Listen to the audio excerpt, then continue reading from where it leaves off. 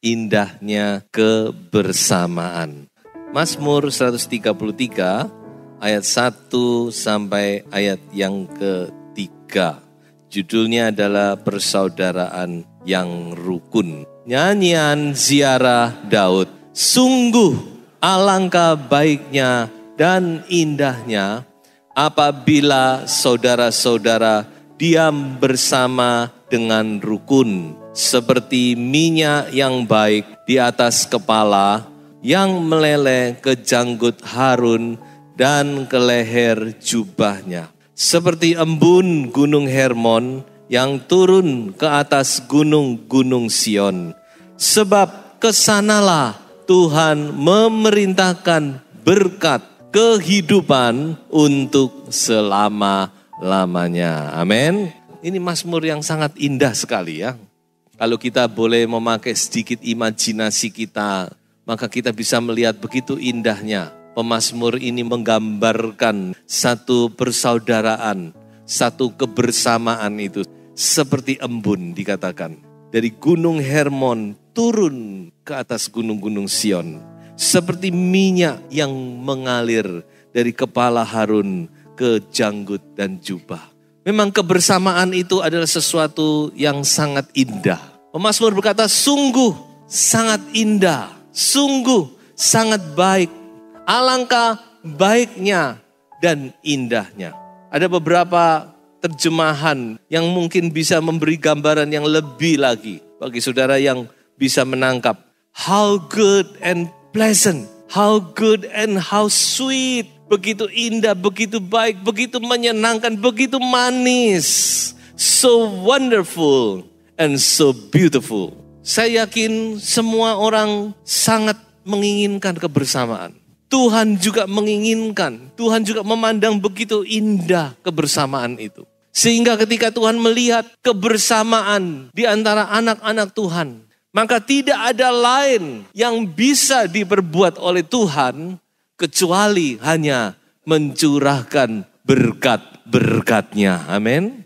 Tidak ada lain yang Tuhan bisa lakukan ketika dia melihat anak-anak Tuhan bersama-sama, saudara bersaudara, kebersamaan yang indah. Karena begitu indahnya, Tuhan hanya satu yang bisa dia perbuat, dikatakan dia mencurahkan berkat, memerintahkan berkat. Jadi dalam kebersamaan itu ada berkat-berkat yang luar biasa. Nanti kita akan lihat ke sana. Namun sebelumnya, saya ingin memberikan apa sih sebenarnya arti kebersamaan? Kebersamaan itu adalah sesuatu hal yang indah, diidamkan meski sulit untuk diwujudkan. Tidak mudah, saudara. Di mana adanya saling pengertian, rasa toleransi. Di mana kita bisa berbagi, melakukan berbagai hal bersama dalam suka maupun duka. Kebersamaan adalah awal dari terciptanya suatu kedamaian. Memang saudara, kalau tidak ada kebersamaan, tidak ada kedamaian dalam hati. So itu kebersamaan ini penting, sangat penting.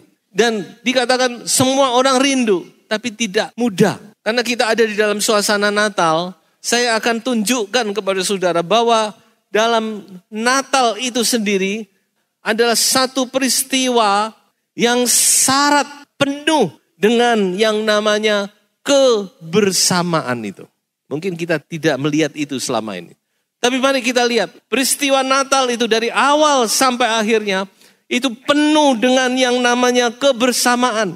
Pertama kita lihat adalah kebersamaan dari Tritunggal Allah. Ya sudah bisa pakai kata lain, kesatuan, kesepakatan. Tapi saya mau lebih memakai kata ini, kebersamaan.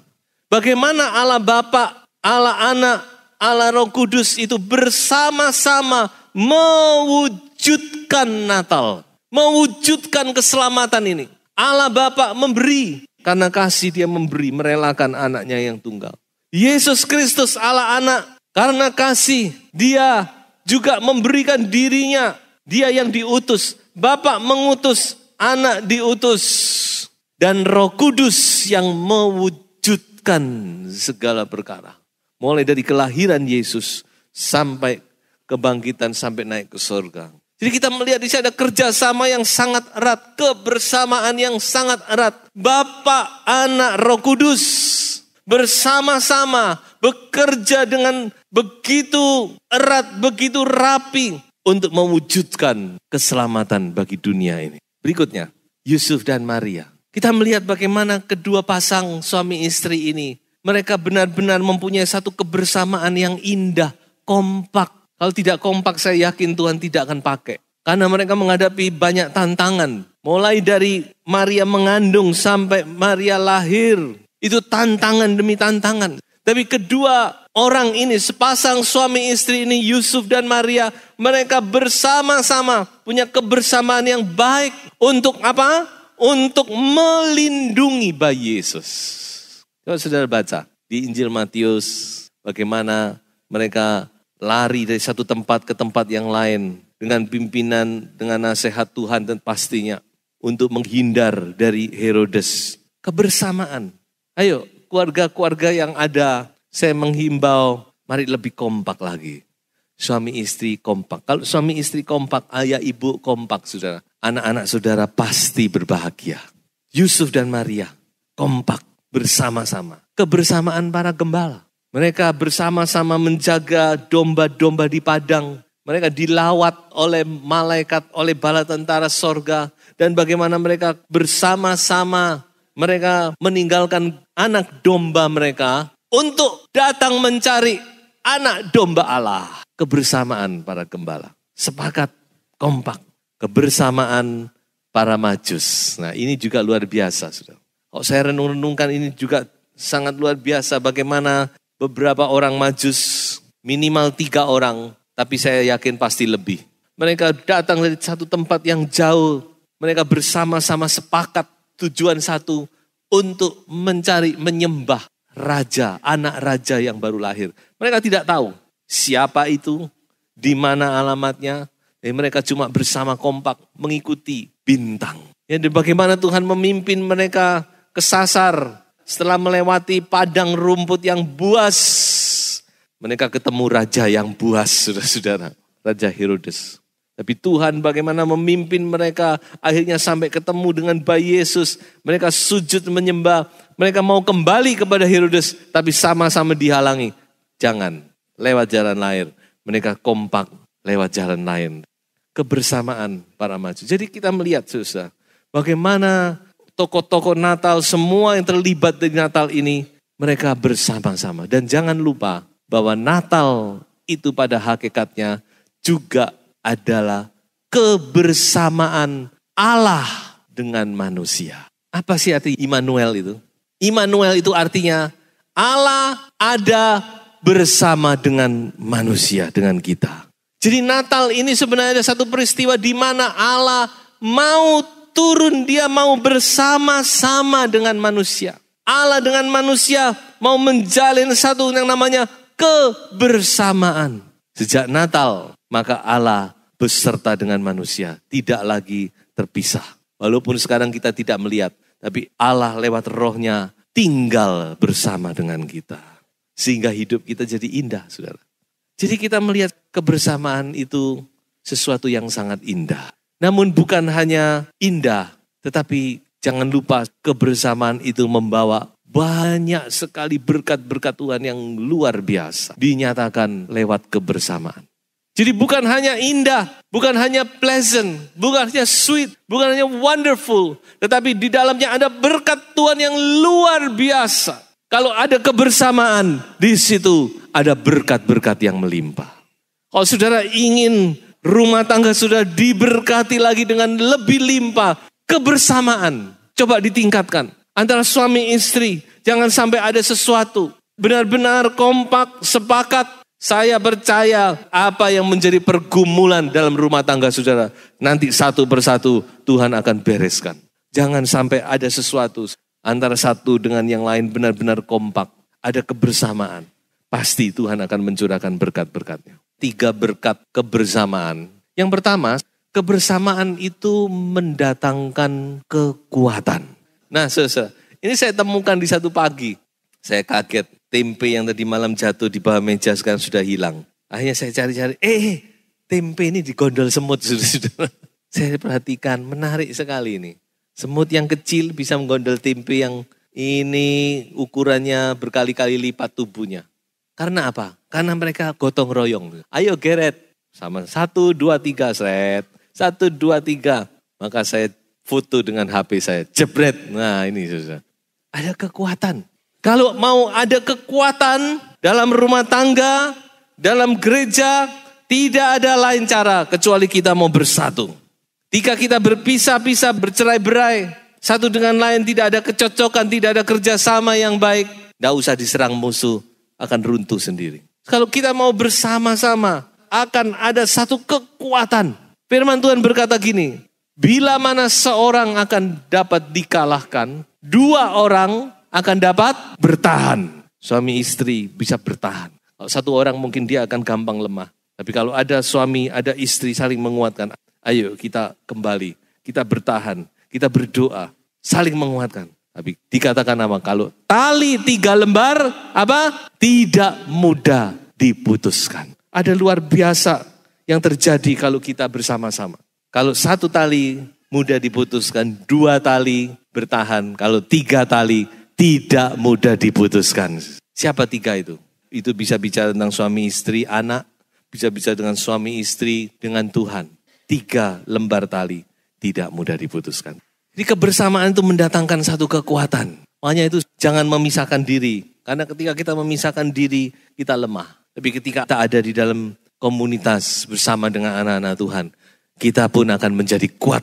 Yang kedua, kebersamaan itu mendatangkan apa? Berkat yang luar biasa. Saya katakan berkat yang luar biasa, kenapa? Karena dikatakan apa? Apapun yang kamu minta, Bapa di sorga akan mengabulkan. Saudara percaya enggak kalau Tuhan itu bicara itu sungguh-sungguh? Percaya ya? Tuhan itu enggak pernah ngomong itu asal ngomong. Tuhan enggak pernah ngomong itu asbun. Cuma untuk menghibur kita. Untuk melegakan hati kita. Tidak. Apa yang Tuhan ngomong, dia maksud. What he said, he mean it. Apa yang dia katakan, itu yang memang dia akan lakukan. Firman Tuhan jelas berkata, Tuhan Yesus sendiri ngomong. Aku katakan kepadamu, kalau 2 orang sepakat di bumi, apa saja yang diminta, Bapakku di surga akan mengabulkan. Alami ayat ini. Sepakat. 2 orang sepakat. Itu bicara tentang suami istri. Tentu bicara saudara bersaudara, teman baik. Tapi saya lebih katakan suami istri. Kenapa? Karena tidak ada yang lebih dekat dari istri ataupun suami kita. Ayo sepakat. Kalau saudara bisa sepakat sungguh-sungguh. Kalau saudara belum bersuami beristri, saudara bisa cari saudara kandung. Atau dengan orang tua, sepakat. Apa yang menjadi pergumulan Anda? Pasti Tuhan akan lakukan.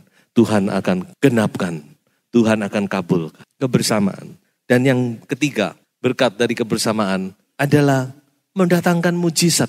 Di dalam Markus pasal 2 dikatakan ada satu cerita di mana satu kali ketika Tuhan Yesus sedang berkhotbah di satu tempat. Ada orang lumpuh digotong oleh 4 orang temannya. 4 orang teman ini dia membawa orang lumpuh ini untuk didoakan, untuk disembuhkan. Tapi apa daya? Tempat itu begitu penuh, tidak bisa masuk mereka. Karena sudah penuh dengan orang. Tapi 4 orang ini sepakat. Dia berkata, ayo kita tidak bisa lewat bawah, kita masuk lewat atas. Bagaimana caranya? Bongkar atap. Jadi mereka naik ke atap. Lalu mereka mulai bongkar itu atap. Dan mereka turunkan temannya itu. Dengan tali sampai di bawah. Sampai di depan Yesus. Diturunkan temannya. Dan firman Tuhan berkata apa? Yesus melihat. Apa yang Yesus lihat? Bukan melihat orang lumpuh itu. Tapi dikatakan ketika Yesus melihat iman mereka. Haleluya. Yang Yesus lihat adalah iman daripada 4 orang ini. Yang sepakat ini. Maka Yesus menyembuhkan orang lumpuh itu. Dan orang lumpuh itu berjalan. Haleluya, luar biasa. Jadi kita melihat bahwa kebersamaan itu ada mujizat yang Tuhan bisa lakukan lewat iman dan kebersamaan daripada 4 orang ini. Saya juga ingat waktu Tuhan Yesus mengadakan mujizat air menjadi anggur. Pelayan-pelayan itu kompak melakukan apa yang diperintahkan oleh Yesus. Disuruh ngisi air. Disuruh cedok.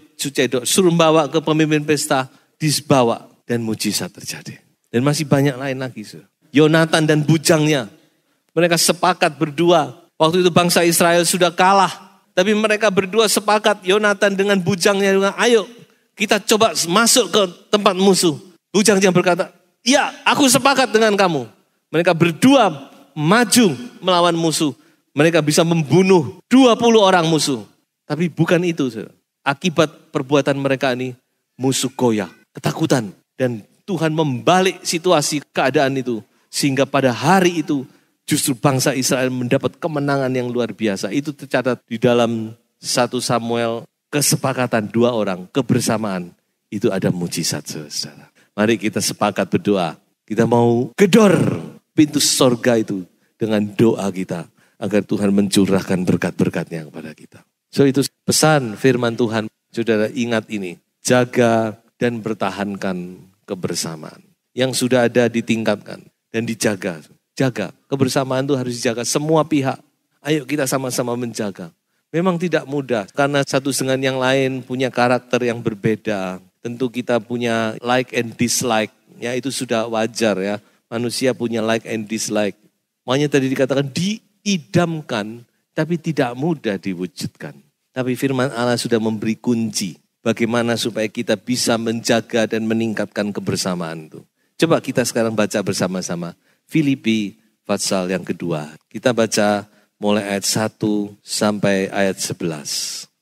Inilah kuncinya. Kita mau menerima berkat-berkat lewat kebersamaan. Kita coba baca ayat-ayat ini. Karena itu, sempurnakanlah sukacitaku dengan ini. Hendaklah kamu sehati, sepikir, dalam satu kasih, satu jiwa, satu tujuan. Ayat 4. Dan janganlah tiap-tiap orang hanya memperhatikan kepentingannya sendiri, tetapi kepentingan orang lain juga. Ayat 6. Yang walaupun dalam rupa Allah, tidak menganggap kesetaraan dengan Allah itu sebagai milik yang harus dipertahankan. Dan dalam keadaan sebagai manusia, ia telah merendahkan dirinya dan taat sampai mati, bahkan sampai mati di kayu salib. Supaya dalam nama Yesus bertekuk lutut segala yang ada di langit dan yang ada di atas bumi dan yang ada di bawah bumi.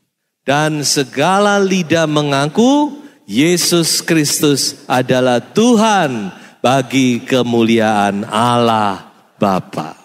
Jadi kunci untuk kita bisa menjaga kebersamaan itu satu sebenarnya. Kerendahan hati. Dan musuh kebersamaan yang paling besar juga satu adalah kesombongan. Saya memang tidak bicara ke sini, tapi firman Tuhan jelas berkata. Jadi itu mari kita minta supaya Tuhan terus bekerja dalam hidup kita. Mungkin kita ada hal-hal yang kita tidak sadari, saudara. Kita minta Tuhan supaya luruskan. Tuhan ambil semua yang tidak berkenan kepada Tuhan. Dikatakan oleh Rasul Paulus, hendaklah kamu memiliki pikiran dan perasaan Kristus Yesus di dalam hatimu. Surat Filipi ini surat yang luar biasa. Ada orang berkata, the most tender. Surat yang paling lembut yang ditulis oleh Rasul Paulus. Dan surat yang paling indah. Ini adalah surat sukacita. Jadi saudara-saudara kita melihat di sini, bahwa sukacita dengan kebersamaan itu punya kaitan yang erat. Dalam kebersamaan itu ada sukacita yang besar. Percayalah kepada Tuhan. Mungkin sudah berpikir, saya tidak begini, saya ingin begini, saya sudah percayalah. Kebersamaan itu sendiri mendatangkan sukacita melebihi apa yang mungkin saudara rindu-rindukan. Ya Rasul Paulus berkata, ayo sempurnakan sukacita. Rasul Paulus sudah sukacita. Dalam keadaan penjara dia menulis surat Filipi, tapi dia menulis surat sukacita. Tapi dia berkata, aku ingin sukacitaku lebih sempurna dengan melihat kamu punya kebersamaan. Saya yakin ini juga isi hati Tuhan. Tuhan saya yakin juga bersukacita terhadap saudara. Tapi Tuhan ingin sukacita lebih limpah lagi ketika melihat ada kebersamaan di antara anak-anak Tuhan. Dan kuncinya saling merendahkan diri. Dan saya percaya kalau ada kebersamaan, di situ Tuhan akan curahkan berkat-berkatnya dengan luar biasa. Dia akan memerintahkan berkat kehidupan sampai selama-lamanya. Tuhan Yesus memberkati saudara semua.